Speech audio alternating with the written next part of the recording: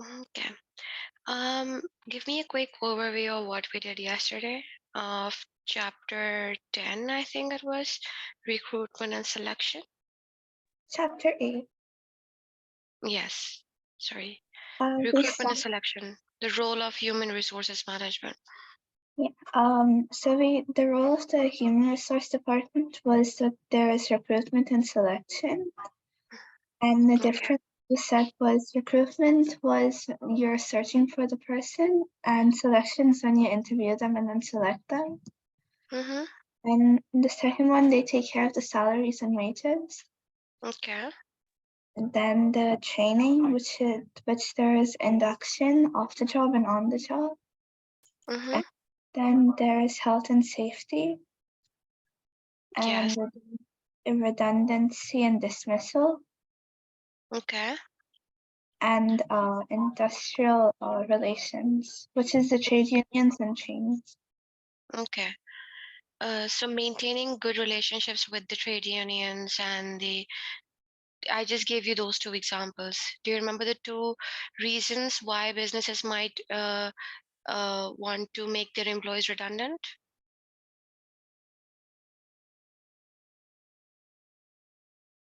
One of Do you them remember? was Mm-hmm.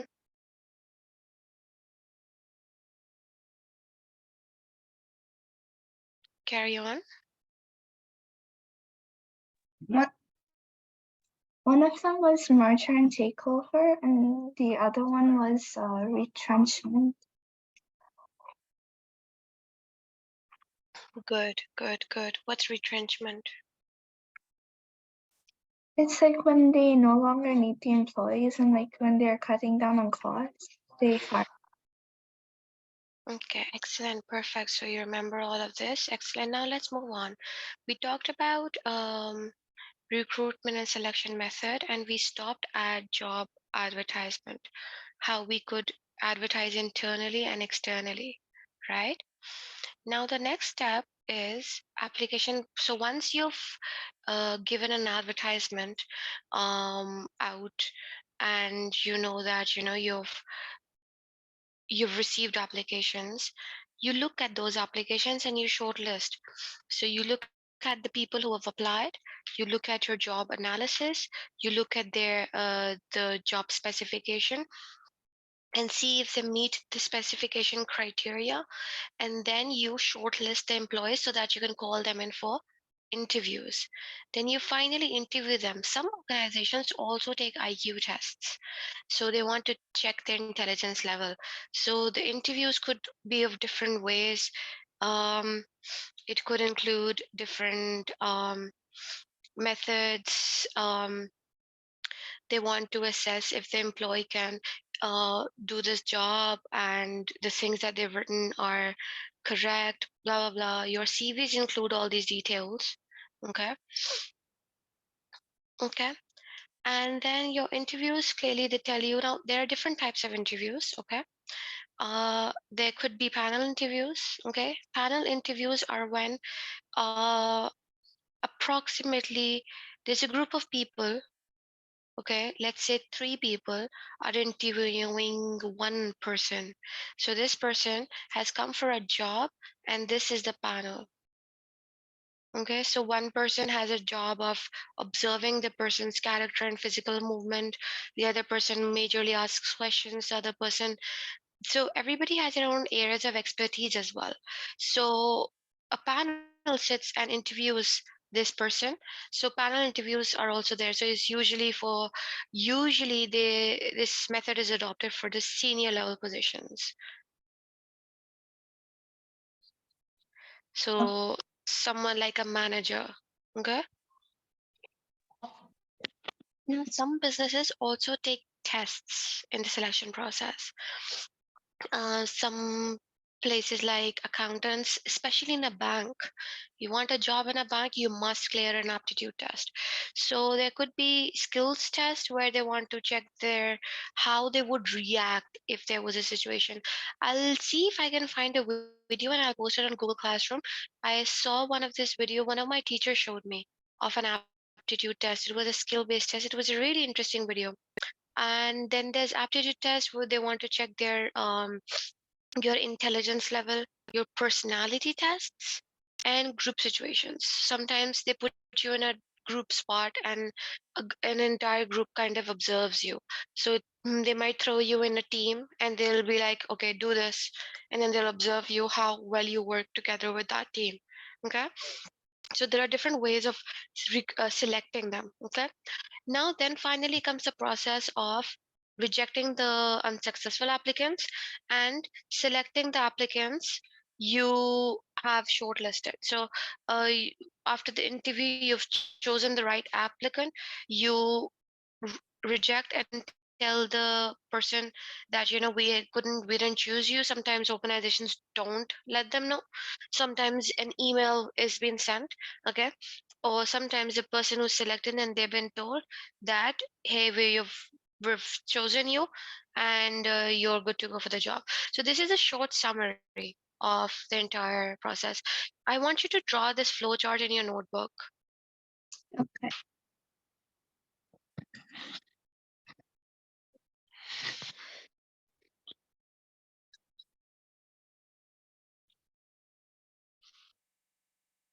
Miss, also what's written on the side or only the flowchart? No, it's just the flow chart. Okay.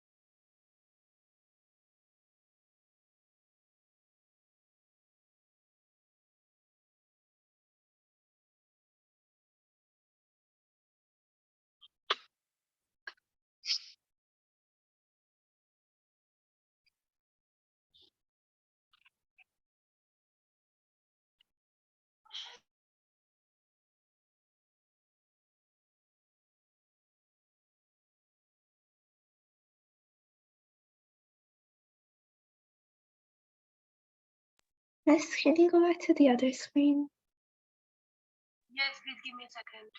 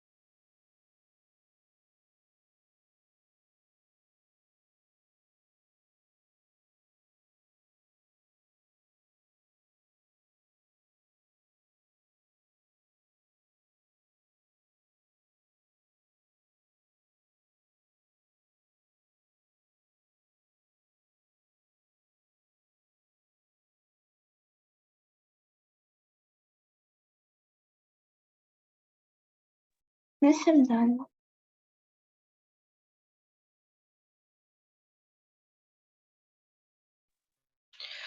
All right, wonderful. Um, let's go back to this. So you're clear about the entire process? Yes, miss. Okay, so once they've hired somebody, they discuss amongst them, the employees, what the contract is going to be. Now, there could be different contracts with different employees um, based on the kind of job role they have. There could be part-time contracts, okay? So we have different kinds of contracts, part-time, then we've got full-time, we've got seasonal, we've got temporary. Okay. So what happens in a part-time employee usually comes in, does their work, and they leave. For instance, you could have a part-time teacher. Think about a university or a college. There's this teacher who only teaches business studies to one class.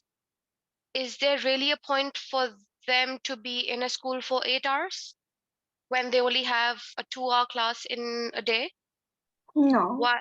No, right? So why not keep them as a part-time employee so they can just come? They're basically known as visiting faculty. So they just come, they teach their class, and they leave. These kind of employees are usually paid on hourly wages. Really depends on, what the organization wants to adopt, right? So part-time employees sometimes are those ones. Then think about a factory, okay? A factory that produces, maybe it's a packaging factory, so it has 3 shifts. um Morning, let's say 7 a.m. till 1 p.m. Then there's an afternoon shift, 1 p.m. to 6 p.m. Then there's an evening shift, 6 p.m. till 12 a.m. Then there's a night shift, um 12 a.m. till 7 a.m. Oh, I've got the numbers a bit up and down. That's okay. As long as you realize that these are different shifts.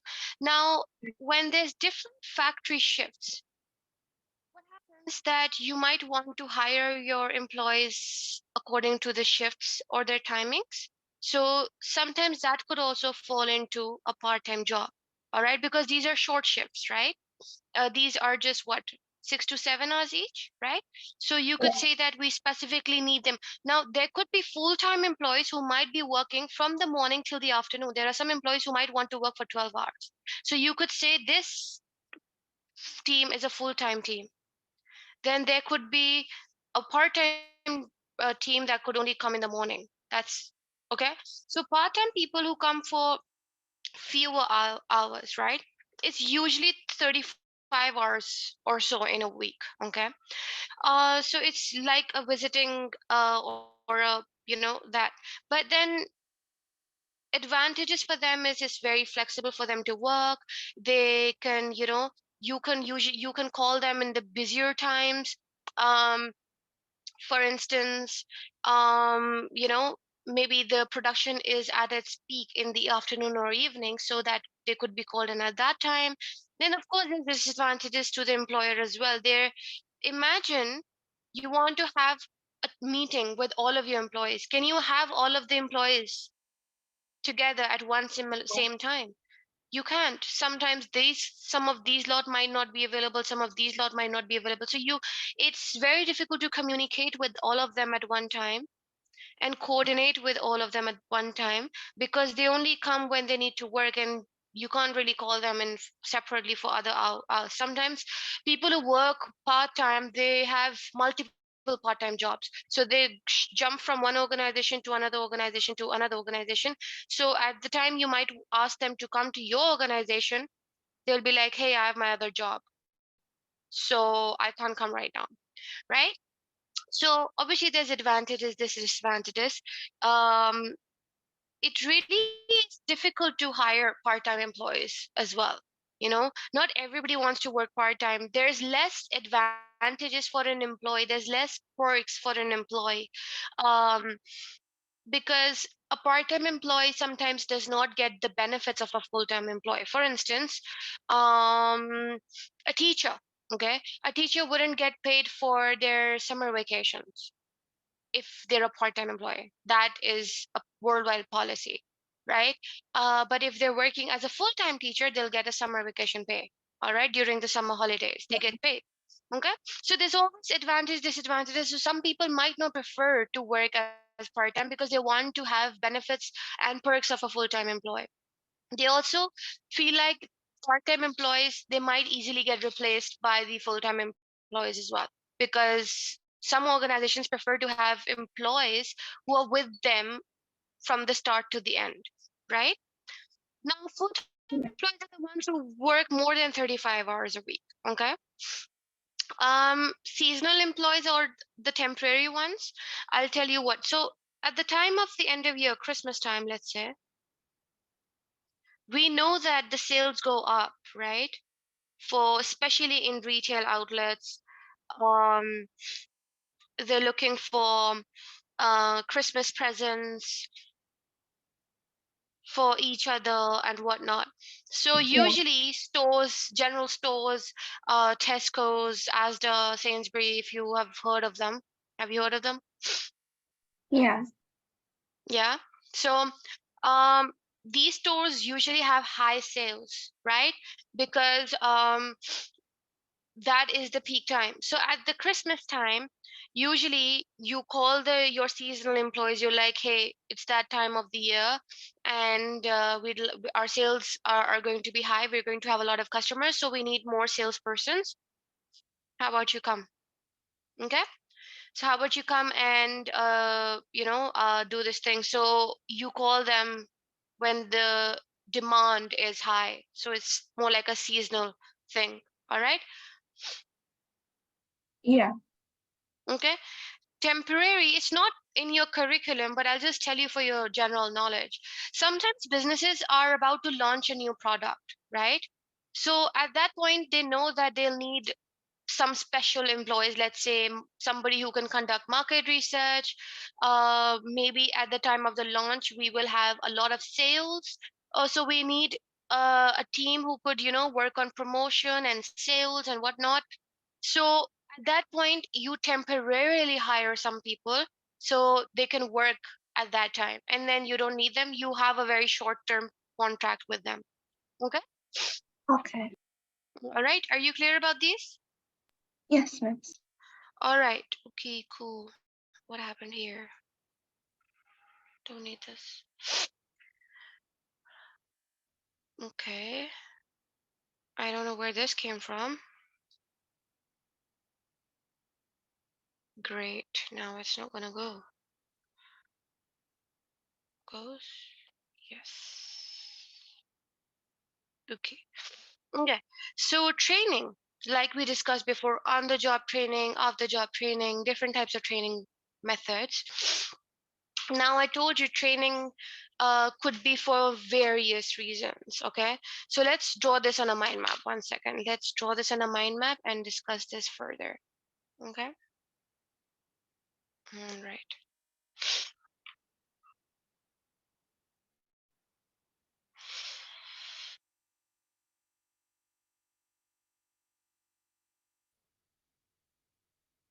So it's going to be a pain.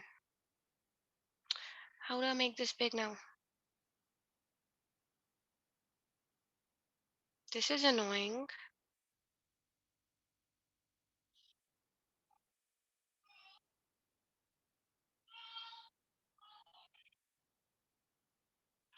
Okay, this is being very annoying right now. Let's close this. Let's close this.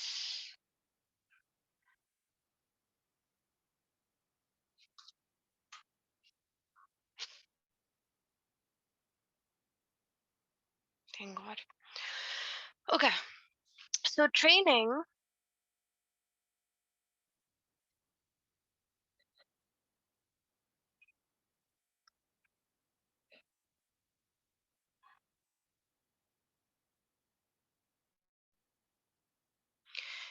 is a process of teaching your employees new skills or teaching them skills that they don't know of. Okay, so you're teaching them things that you expect them to, kind of know when they need, so kind of support them. So you could say that training is a process of teaching your employees, existing ones or the new ones, okay, existing or new,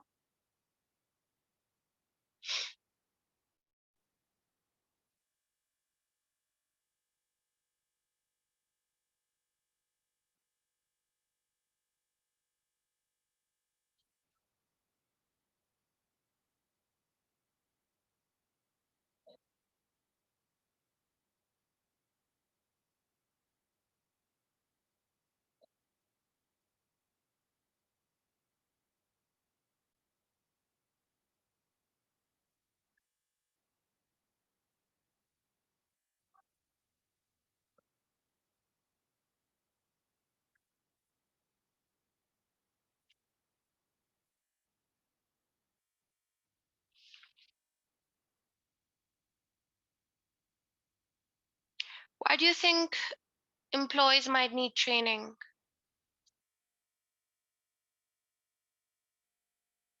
Like to improve their output and efficiency. Okay, absolutely. Yes, advantage could be that they want to improve their efficiency, their skills, their ability, definitely. So we want to, what situation might occur? So first, we want to improve their efficiency.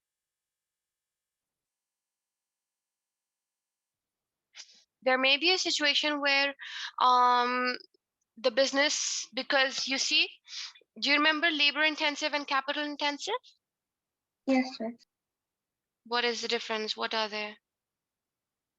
Capital is when they use like more machinery and equipment in their production, and then labor is when they use more human resources. Yes. So especially if there's a situation, the business introduces or brings in or purchases new machinery, you know, employees can also be made redundant if the business is going from labor to capital intensive, because you need less employees now. The work that used to be done manually is now being done through machinery, so employees can also be made redundant. Okay, now you want to retain some of the employees because they need to work on the machinery. So when you bring in new machinery, you have to train them, their employees, your employees. So you're training them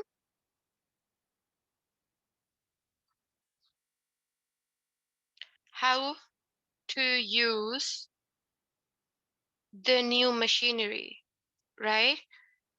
So when a new, when mobile phones would were launched, or maybe you could say that there are new applications that come up, and we always, our parents ask us, and they're like, how do we do this and how do we do that?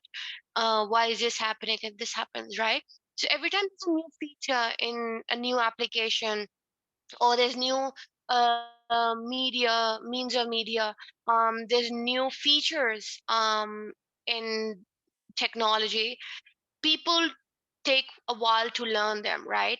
So whenever or if a business introduces new machinery, the employees will need training for them to be able to learn new skills, to be able to use that machinery. Okay, Yeah.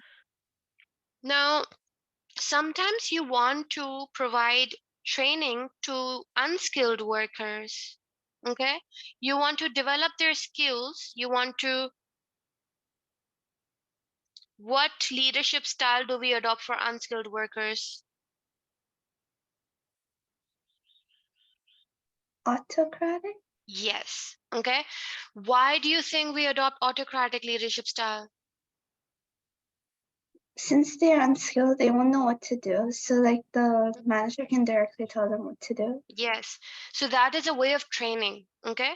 So train unskilled employees because we see potential in them and because they're valuable for the business, right? So we Yeah. want to develop their skills. We see some potential in them. So we want to keep them in the organization. We want to train employees so that we want to minimize supervision. We want to minimize supervision. Is That's exactly what I was talking about, how we don't want to adopt an autocratic leadership style. We want a democratic leadership style or laissez-faire because we want to reduce the workload on the manager. Everybody should be able to do their job. We shouldn't be standing there guiding them constantly, all right? So everybody should be able to do their job. So we want to minimize or decrease the supervision. You know, we don't want to constantly adopt an autocratic leadership style constantly adopted, kind of spoils the employees as well, or annoys them. Okay. Okay. Then comes um yes. So when you develop new skills, in you kind of increase the chances of promotion. So when you recruit internally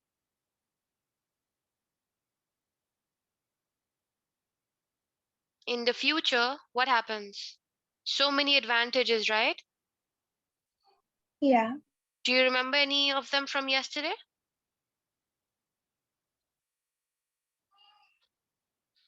Can you share any that you remember? When you recruit somebody from within the organization, what happens? How does it benefit the organization? I think it was less expensive, I think, Yes, less expensive, and less time consuming. less time consuming, less expensive. Employees are motivated, right? Yeah. Okay, it encourages them that, yay, we can do better, right? Then of course comes your the idea of because especially in a factory, when you teach them um, and provide them training to be more efficient, there's a less chance of accidents. So it's kind of for their health and safety as well, right? Yeah. Okay. So there you go. This is the uses of training, and then I'll talk about the three types of training. Okay.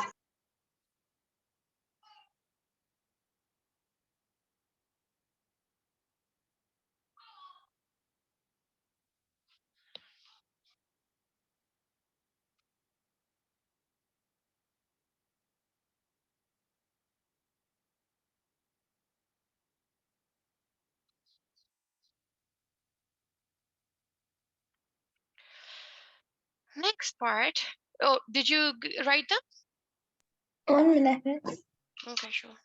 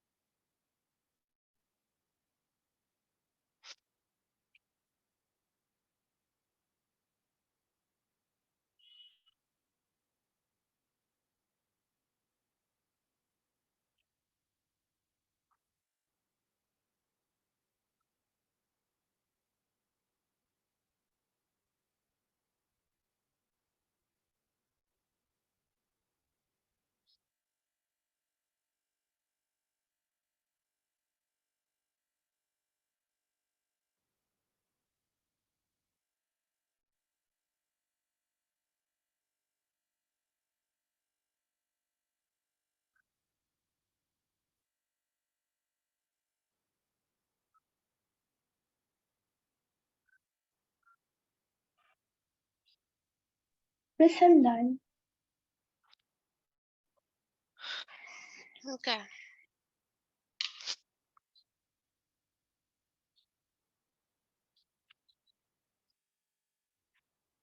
All right, the three types of training methods.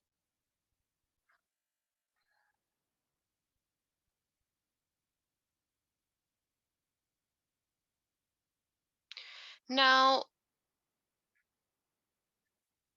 first and foremost, induction, like we talked about. It's like giving an introduction to somebody and letting them know, it's like an orientation. I told you yesterday, remember? Yeah, Orientation. Okay. So you tell them about fire exits, you tell them about health and safety, you tell them about their rights, roles, and responsibilities. You tell them about the organizational structure. You tell them about who they tell them about rules. You give them a round of the organization. Here's the kitchen, here's the bathroom, here's a fire exit, blah blah blah blah. All that. Then comes your on the job training. Your on the job training is you get trained while you're on the job. For example, there is a new employee, let's say at a sales outlet. He's a cashier. So what he does is that he stays and sits next to the existing cashier and he watches how he does the work. The other cashier is telling the new employee that, hey, listen, so when the employee comes, when a customer comes, you scan the barcode like this, and you put in the code, you pull out the money, you give them the exact change, you're teaching the guy while he's on the job. Okay. Now, what do you think? Is this a good method? What is the disadvantage of doing this? they might make mistakes in the classroom. Okay, they might make mistakes, but also disadvantage is that what about the existing cashier? He might become a bit slow because he's teaching the other guy, right?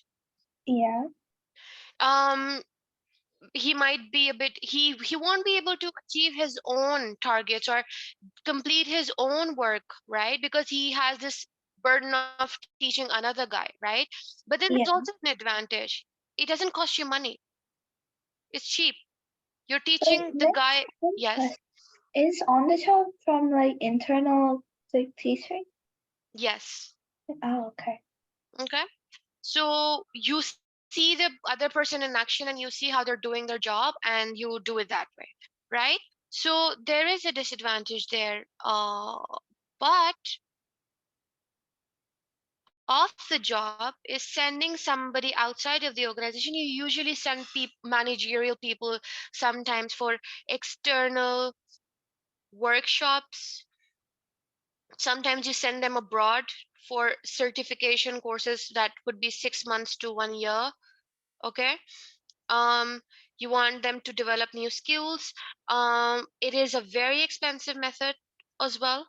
If you want to conduct external off the job workshops for all of your employees, you hire a trainer, right? So, but however, training is a very important process. And it really depends on the type of training you're trying to provide to your team.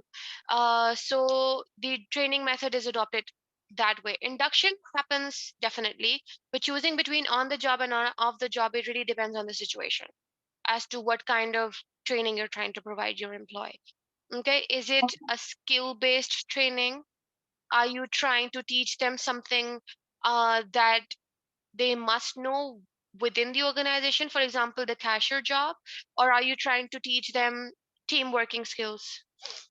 If you're trying to teach them team working skills, you can provide them workshop outside of the organization. Some organizations take their employees on a vacation, like it's like a residential short holiday trip, and they take it off the job and they take them to a destination. They let them enjoy, let go, free a bit, free around a bit, and also provide them training. So that is also an off the job. It is expensive, but it's very motivating for employees. It makes them feel valued and gives them kind of a break off the job, right? Yeah. Okay. So, where's the book? Where's the book? Can I Yes. just copy that down?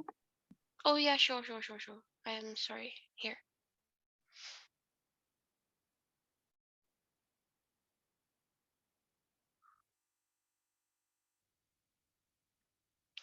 Wait, just give me a second.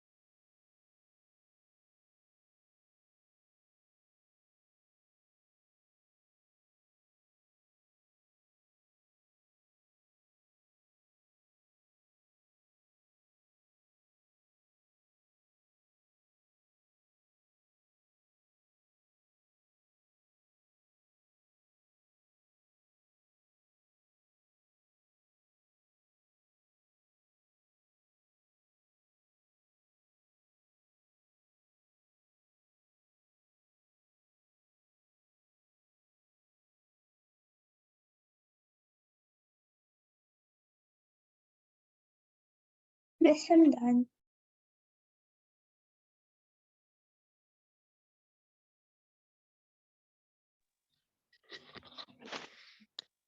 Okay, great. Moving on. Oh, no, we've run out of time. That's not fair. The reason why I want to extend this to 2 hours is because we always have to break in the middle. I at least want to finish one chapter every day. So my target is in 1 week, what we do every week. So if we've got 2 hours of class, right? So I always, my target is one class, which is Thursdays or Saturdays, whatever it is. I introduce a new chapter, and on Saturday or the second class we have, we do a case study or a past paper question on that topic, and that's how I want to go on about it. That is the only way we're going to be able to finish our syllabus within the time. Okay, so we couldn't even finish one chapter. Let me see how much is left, then I'll take it forward. Just give me a second. So I do want you to read the advantages and disadvantages of the training method yourself. Okay, so Okay. there are, see, advantages and disadvantages. All right, I did go over them with you just a bit roughly, but I do want you to please read these pages. All right. Okay. Okay. Workforce planning. I This is a very long chapter, so um maybe your test is on Tuesday, right? Yeah. And which other chapter is coming up? This chapter, chapter 3 and Chapter 11. chapter 11. Okay. Well, okay.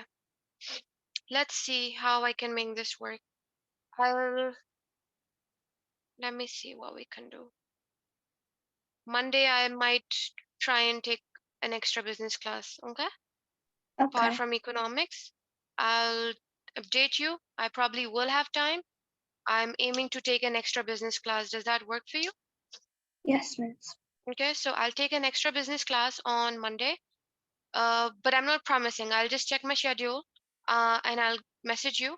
But keep yourself prepared that I might tell you last minute that, hey, we have a class. We'll do business, then we'll do economics. Okay? Okay. Okay.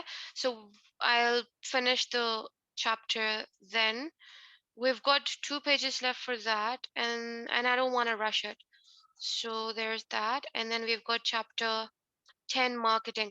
Oh, we did is this chapter 10? This chapter 10? Yes, Miss.